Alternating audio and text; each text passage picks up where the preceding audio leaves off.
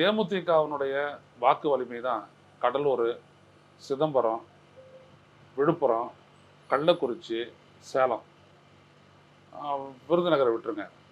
இந்த 5 மக்களவை தொகுதிகளில் குறைஞ்ச வாக்கு வித்தியாசத்தில் அஇஅதிமுக தோத்துச்சுன்னா அது காரணம் ராஜ்யசபா சீட்டு விவகாரத்தில் இவங்க வந்துட்டு என்ன பண்ணிட்டாங்க, தூக்கி எறிகிற மாதிரி பண்ணிட்டாங்க. அவங்க நாங்கள் ஒன்றும் சொல்லலை, நாங்கள் ஒன்றும் கொடுக்கல, நாங்கள் ஒன்றும் ஒத்துக்கலைன்ற மாதிரிலாம். அது ஒரு ராஜ்யசபா விஷயம், அது தாராளமாக அகாமடேட் பண்ணிடலாம், விட்டாங்க. அரசியல் ரீதியாக நான் பேசுகிறேன், இதற்கான தகுதி இருக்குது, அந்த கதைக்கெல்லாம் நான் வரல. அரசியல் ரீதியாக பேசும்போது பார்த்தீங்கன்னா இப்போ என்ன ஆகிப்போச்சு அப்படின்னோம்னா அவங்க இன்னொரு இடத்துல வர்றாங்க. இதை ஸ்டாலின் பார்த்துட்டாரு.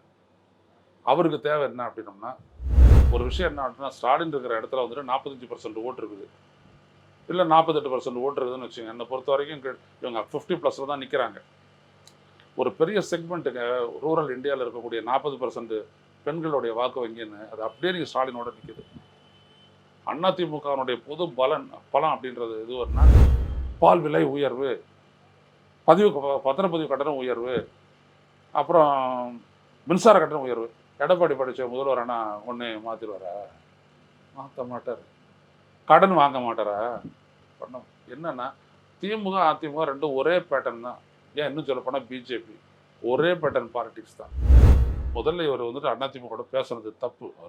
அவங்களுக்கு தெரியல நான் என்ன பேசுகிறேன் அப்படின்றது அவங்களுக்கு தெரில. விஜய்க்கு வந்துட்டு புரிஞ்சிக்கக்கூடிய ஆற்றல் அரசியலில் ரொம்ப கம்மியாக இருக்குது. நான் ஒரு குறையாக சொல்லலை. ஒரு நடிகர் சினிமாவில் நீங்கள் வெற்றி பெற்றதுக்கு காரணமே உங்களுடைய பர்செப்ஷன் தான். அதில் 25 பேர் இருக்காங்க, அவங்களுடைய வெற்றி அது உறுதிப்படுங்கிறது. தாவே காலை யார் இருக்கிறான்னு கொஞ்சம் சொல்லுங்கள்.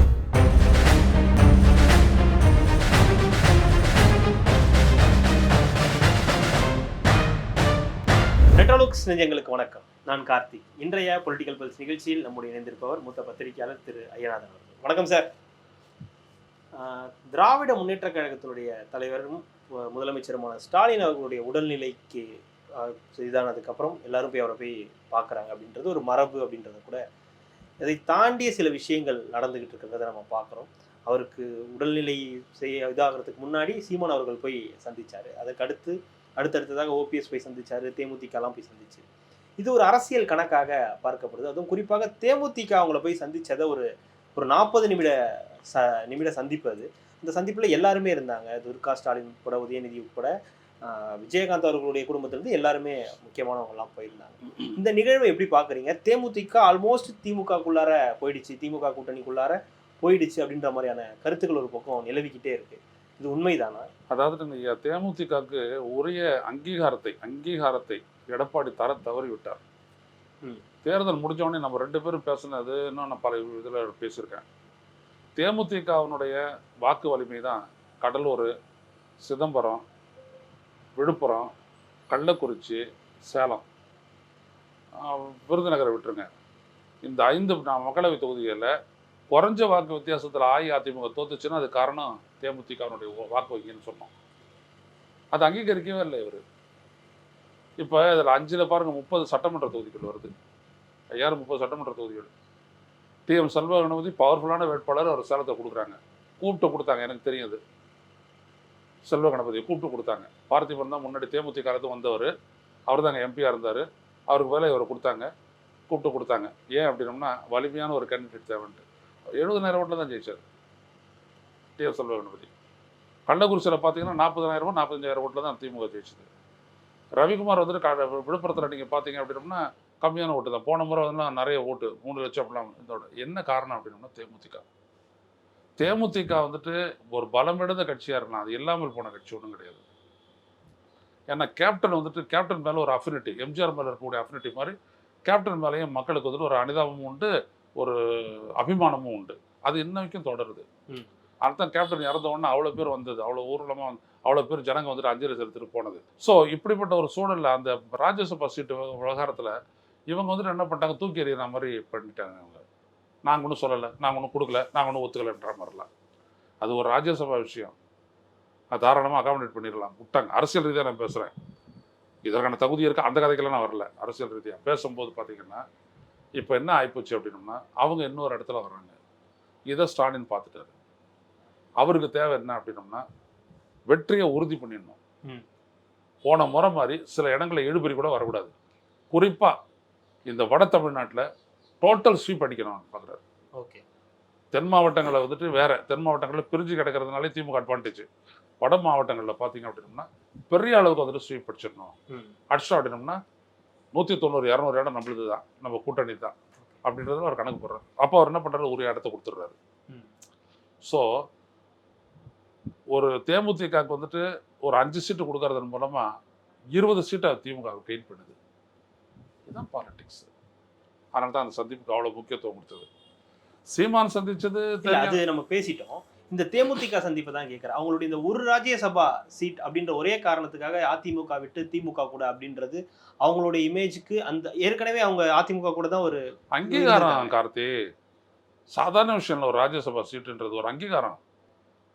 கமல்ஹாசன் ஏதாவது தெரிஞ்ச மாதிரி இருந்தாரா? இப்போ பாருங்க 3 நாளாக கமல்ஹாசன் பற்றி பேசிட்டு இருக்கிறோம். பேசுறாங்க, அவரும் பேசுறாரு, மக்களவையில் பேசுறாரு, வெளியில வந்து பேசுறாரு. ஒரு 4 விஷயம் நல்லா போட்டார் அப்படின்னா அவர் ஒரு ஃபோக்கஸ்டு ஃபிகர் ஆயிடுவார் இந்திய அரசியல்ல. அது ரொம்ப முக்கியம். அது இல்ல, அதுதான் அந்த கூட்டணியை வலிமைப்படுத்துறதுல திமுக ரொம்ப குறியா இருக்கான்னு கேட்கறாங்க. ரெடியா இருக்காங்க அவங்க. அவங்களுக்கு என்ன இருக்குது? இல்ல, இப்போ சீட் அவங்களுக்கு பிரிக்கிறதுல கொஞ்சம் பிரச்சனை அப்படின்ற மாதிரி பேச்சு இருந்துச்சு. இல்ல, இதெல்லாம் வெளியில இருந்து சொல்றது தான். நான் சொல்ல வரேன்னா எப்படி ஹேண்டில் பண்ணுவார் அப்படின்ட்டு. வெற்றி வேணுமா, அவர் கட்சிக்காரங்கிட்ட வெற்றி வேணுமா, இதை செஞ்சாகணும். எல்லா இடத்துலையும் நிற்க நீ ஆசைப்படுறியா, தோக்கிறதுக்கும் தயாராரு. இன்றைக்கி கட்சிக்காரனை பொறுத்த வரைக்கும் எப்படி தெரியுமா, நான் எம்எல்ஏ ஆகணும் அப்படிலாம் கிடையாது, சம்பாதிக்கணும், ஆட்சி வந்தால் நிறைய சம்பாதிக்கலாம், இவ்வளோதான். இது இப்படி சொல்கிறதுக்காக நான் வருத்தப்படல, ஏன்னா இதுதான் உண்மை. ஒரு எம்எல்ஏ ஆகி சம்பாதிக்கிறது அப்படிலாம் இல்லை, நீ சம்பாதிக்கலாம், அவ்வளோதான். ரொம்ப சிம்பிள். ஆனால் அதிகாரம் வேணும் அதுக்கு. அப்போ கட்சி ஜெயிக்கணும். அப்போ ஈஸியாக கன்வின்ஸ் பண்ணிட்டு போடுவாங்க, அவ்வளோதான். 5 சீட்டை கொடுக்கறதுனால 10 சீட் நான் கெயின் பண்ணுவேன். நான் சொன்னதை அப்படியே ஸ்டாலின் வந்துட்டு அவனுடைய கட்சிக்காரன் சரி தலைவரை, நல்ல தலைவரை அப்படின்னு சொல்லிட்டு போடுவான். ஒன்றும் எதிர்த்தெல்லாம் பேச மாட்டான். இல்லை, தேமுதிக உள்ள வரதுனால ஏதோ ஒரு கட்சி வெளியே போகலாம் அப்படின்ற அதெல்லாம் எதுவுமே நடக்காதுங்க. இப்போ கொடுத்துருக்கிற எதிர்கட்சி கொடுத்துருக்கிறத விட இன்னொரு 15 சீட்டு சேர்த்து தரது அவர் தயாராக இருக்கிறாரு. இல்லை, இது இன்னொரு பக்கம் பாமகலேருந்து ராமதாஸோடைய இதுவும் திமுக பக்கம் வர. இல்லை, ராமதாஸ் வந்து ஒரு ஹார்டு கொஸ்டின் அது. அது ரொம்ப ஏன்னா ராமதாஸ் வந்தார் அப்படின்னாலே 25 சீட்டை நெகோசியேஷன் ஆரம்பிப்பார் அவர். ஸ்டார்டிங்கே 25 தான். அது ரொம்ப கலக்கமாக இருக்கும், அது கஷ்டமாக இருக்கும். ஏன்னா அது இவங்களுடைய கட்சியில் அதிகமாக கொடுத்து சேர்த்துக்கிற ஒரு பார்ட்னர் அவர் வருவார். அது காங்கிரஸ் அடுத்தா இல்லை காங்கிரஸ் ஈக்குவல்? காங்கிரஸுக்கு ஈக்குவலாக காங்கிரஸ் 18 சீட்டில் கேட்டாங்க, அவர் அப்படி ஒத்துக்க மாட்டார். என்ன காரணம்னு கேட்டிங்கன்னா, வட தமிழ்நாட்டில் இருக்கக்கூடிய ஒரு 60-70 50 தொகுதின்னு வச்சுக்கோங்க, 50லையும் அவங்க கூட இருக்கக்கூடிய கூட்டணி ஜெயிக்கிறதுக்கான வாய்ப்பு இருக்குது. இப்போ எனக்கு 20 தரக்கூடாதுன்னு என்ன பண்ணுவீங்க? கலைஞரே 9 நாடாளுமன்ற தொகுதியை கொடுத்தாருல, புதுச்சேரியோட சேர்த்து. அப்போ அதனால் அவருக்கு கூட தான் கொடுத்து ஆகணும். நீங்கள் இல்லை, ஒட்டுமொத்தமாக இந்த கூட்டணிகள் இந்த சின்ன சின்ன கட்சிகள் கூட திமுகவை நோக்கி போறதற்கான பின்னணி என்னவா இருக்கு? ஏன்னா மக்கள் நீதி மையம் ஏற்கனவே அங்கே போயிட்டாங்க, ஒரு எம்பி ஆகிட்டாரு. இப்போ தேமுதிகவும் அவங்கள நோக்கி போகுது. பாமக கண்டிப்பாக அதிமுகவில் தான் இருக்கும்னு பேசப்படும் போது ராமதாஸ் தலைமையிலான பாமக திமுக பக்கம் நோக்கி போகிற மாதிரியான ஒரு நிலை. ஏற்கனவே இந்த கூட்டணியில் இருக்க கட்சிகள் திருமாவளவன் காங்கிரஸ் எல்லாருமே ஒரு வலிமையாகிட்டே போறாங்க. இந்த பக்கம் யாருமே வரல, பாஜக அதிமுக தவிர வேற யாருமே இல்லைன்ற ஒரு நிலை. இல்லை, அதுக்கு காரணம் என்னன்னா இவங்க சரியாக விஷயங்களை அட்ரஸ் பண்ணுறாங்க. ஒரு விஷயம் என்ன அப்படின்னா, ஸ்டாலின் இருக்கிற இடத்துல வந்துட்டு 45% ஓட்டு இருக்குது, இல்லை 48% ஓட்டு இருக்குதுன்னு வச்சுங்க. என்னை பொறுத்த வரைக்கும் இவங்க 50+ தான் நிற்கிறாங்க. ஒரு பெரிய செக்மெண்ட்டுங்க ரூரல் இந்தியாவில் இருக்கக்கூடிய 40% பெண்களுடைய வாக்கு வங்கின்னு அது அப்படியே நீங்கள் ஸ்டாலினோட நிற்கிது. அதிமுகனுடைய பொது பலம் அப்படின்றது எதுவுன்னா அதுதான் அம்மானே சொல்லிச்சு. ஆடு மாடு கோழி குதிரை கோழி cycle laptop bed grinder fan செருப்பு லேப்டாப் இப்படி போயிடுச்சு. அது டோட்டல் ரூரல் எக்கானமியே வந்துட்டு அம்மா கொடுத்தது அப்படின்ற அளவுக்கு ஆகிப்போச்சு. அதை இப்போ ஸ்டாலின் எடுத்துட்டார். அந்த இடத்த நீங்கள் என்ன குற்றச்சாட்டு அரசியல் பண்ணாலும் அதை மாற்ற முடியாது. அதை அவ்வளோ சீக்கிரம் இழக்கவே மாட்டாங்க. அப்போ இதுதான் பிரச்சனையே. இந்த கூட்டணி கட்சிகள்லாம் ஒரு ஒருத்தரும் சொல்லுவாங்கல்ல, இல்லாமல் அவங்க தான் ஸ்ட்ராங்காக இருக்கிறாங்க அப்படி சொல்லுவாங்கன்னா சொல்ல மாட்டாங்க. அப்போ அதான் அடிப்படை. எங்கே தவறு பண்ணுறாங்கன்னு பார்க்குறீங்க? எதிர்கட்சிகள் வந்துட்டு சுத்தமாகவே அவங்க வந்துட்டு மக்கள்கிட்டே இல்லை. அவங்க ஒரு குற்றச்சாட்டு அரசியல் பண்ணுறாங்க.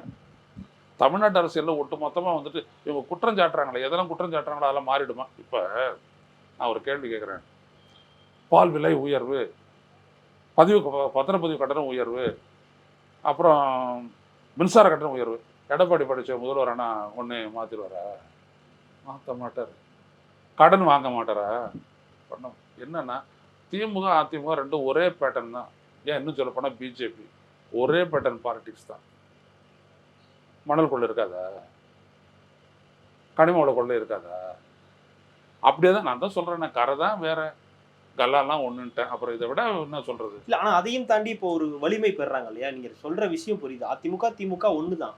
ஆனாலும் திமுக ஒரு வலிமை பெற மாதிரியான ஒரு விஷயம் இருக்கு. இந்த கணக்கு தான் அவங்களுடைய கணக்கு தான். எல்லாருக்கும் ஒரு முன்னுதாரணம் உண்டு இல்லை? அவங்களுக்கு ஒரு கணக்கு தான். நம்ம ஏன் இதோட நின்றுக்கணும்? வரக்கூடிய கட்சியை வரவேற்போம், 10 சீட்டை விட்டு கொடுப்போம், 3 பேரை சேர்த்துக்கிறோம், அப்படி போறாரு அவர். அவ்வளோதான்.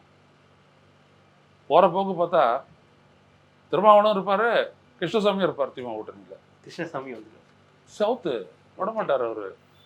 சவுத்தை ஒருபோதும் திமுக விடாது. எவ்வளவு மோத முடியுமோ அவ்வளோ மோதும். ஏன்னா சவுத்தில் வந்துட்டு தான் திமுகவினுடைய ஸ்டால்வர்டு பாலிட்டிஷியனாக இருக்கிறான். கிரவுண்ட் லெவலில் ஸ்ட்ராங்கான அரசியல்வாதியாக வச்சிருக்காரு அவர். விட மாட்டார். இந்த எதிர்க்கட்சிகள் இருக்காங்க இல்லையா? அதிமுக, பாஜக மற்ற தாவே காசி, இவங்களுடைய நிலை இல்லது நீ உங்களுடைய எதிர்ப்பு அந்த அரசியல்ன்றது இப்போ எப்படி இருக்கணும்? அதாவது இந்த தாவேகாவை பொறுத்த வரைக்கும் இதுதான் பெரிய தமிழ்நாட்டில் நடந்த அரசியலில் நடந்த மிகப்பெரிய ஏமாற்றமே அவர் தான்.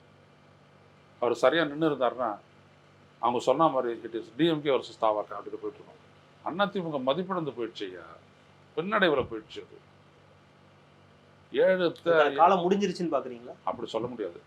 எது வேணாலும் ரீஜுவனேட் ஆகலாம். 96 கலைஞர் ஒரு மறுவாழ்வு கிடைக்கல. அந்த மாதிரி அரசியல் யாருக்கு வேணுதோ இப்போ ஓபிஎஸ் கிடைச்சிருது மறுவாழ்வு. இந்த மாதிரி அது எது வேணாலும் அரசியல் போகிற போக்கில் எது வேணாலும் ஆகும். அப்படியே கடந்ததுரா காஞ்சி போய் 2 தடவை பாரு தண்ணி வந்துச்சு ஆற்றுல. இப்போ பாரு அவன் ஸ்கூட்டரில் போயிட்டு இருக்கிறாங்க, பைக்கில் போயிட்டு இருக்கிறான்னு கிராமத்தில். அந்த மாதிரி தான் அது அரசியல். செழிப்பாயிட்டாங்க, முடிஞ்சு போச்சு. இவர் தான் இருக்கிற இடத்த விட்டுட்டார். முதல்ல இவர் வந்துட்டு அதிமுக பேசுறது தப்பு. அவங்களுக்கு தெரியல நான் என்ன பேசுகிறேன் அப்படின்றது அவங்களுக்கு தெரில. விஜய்க்கு வந்துட்டு புரிஞ்சிக்கக்கூடிய ஆற்றல் அரசியலில் ரொம்ப கம்மியாக இருக்குது. நான் ஒரு குறையாக சொல்லலை. ஒரு நடிகர் சினிமாவில் நீங்கள் வெற்றி பெற்றதுக்கு காரணமே உங்களுடைய பர்செப்ஷன் தான். அதில் 25 பேர் இருக்காங்க அவங்களுடைய வெற்றி அது உறுதிப்பட்டுங்கிறது. தாவேகால யார் இருக்கிறான்னு கொஞ்சம் சொல்லுங்கள். கும்பிட விட மாட்டீங்க, நீங்கள் பாட்டுக்கு போயிடுவீங்க. அந்த மாதிரி இருக்குது நிலைமை. அது ஒரு கட்சியா? அது ஷாம்பிள்ஸ், ஒன்றுமே கிடையாது. அதில் வச்சு நீங்கள் என்ன பண்ணுவீங்க அரசியல்? ஆனால் 80 லட்சம் பேர் இருக்கான் வெளில. எவ்வளோ காரம் உன்னை தாக்கு பிடிப்பான்? தாங்க நடந்ததுலே இன்னைக்கு நடந்த மாற்றத்திலேயே ஸ்டாலினுக்கு ரொம்ப இது சாதகமான ஒரு மாற்றன்றது தாவேகால தான் நடந்திருக்குது. வேறு எங்கேயுமே நடக்கலை. இந்த அரசியலை எப்படி கொண்டு போகணும் வழிமுறையை வகுத்து கொடுத்தான் சார், எப்படி கொண்டு போகணுன்ட்டு. ஏற்கனவே இருக்கிற அரசியல் எப்படி உங்களுக்கு பலம் கிடைக்கும்? அதான் இத்து போச்சே. அப்புறம் அதில் என்ன போயிட்டு உருவிட்டு இருக்கிற மறுபடியும். தாவேகாவை பொறுத்த வரைக்கும் தாவேகா பலம் பெற்றுச்சு அப்படின்னோம்னா ஓபிஎஸ் நிச்சயமா வந்துட்டு அவங்களுக்கு கை கொடுப்பாரு. ஏன்னா அவங்க 10 எம்எல்ஏ ஜெயிக்கலாமா அப்படிதான் பார்ப்பாங்க. ஆனா இவர் எஸ்டாப்ளிஷ் பண்ணலை அப்படின்னா யாரும் கை கொடுக்க மாட்டாங்க. அதையும் நான் சொல்லிடுறேன். கண்டிப்பா தொடர்ந்து பேசலாம். மிக்க மகிழ்ச்சி. நன்றி.